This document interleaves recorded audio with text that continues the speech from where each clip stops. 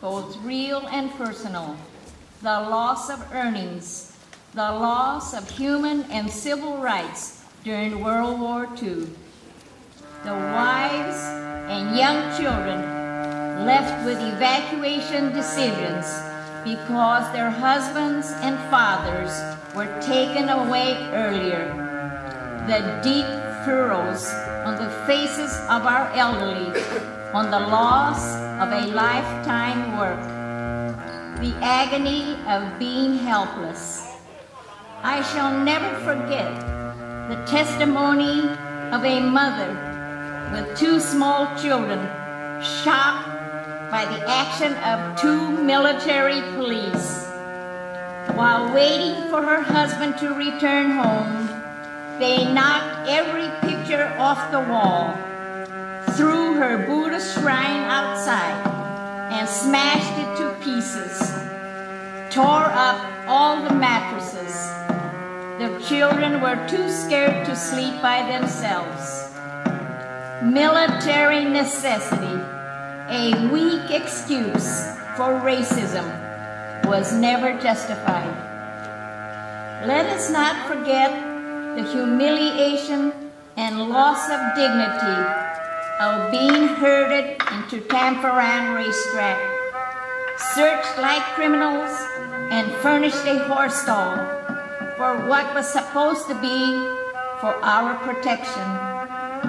Many did not survive psychological stress of confinement and humiliation of being regarded as traitors. Let us not forget the Japanese-American men who were reclassified as aliens back in 1942 and denied to prove their loyalty.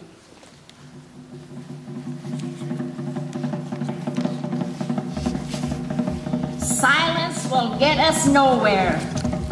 The urgency to regenerate the same kind of community movement that helped us to win redress. It was through the combined efforts of JACL, NCRR, the veterans, the students, and you in the community.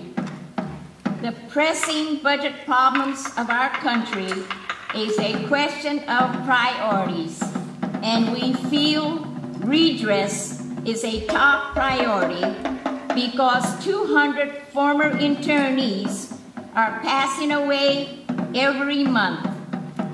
Although the budget problems are serious, if they can afford to approve 132 stealth bombers at $530 million each, certainly they can appropriate the amount of 3 bombers to cover reparations for the estimated 60,000 former internees.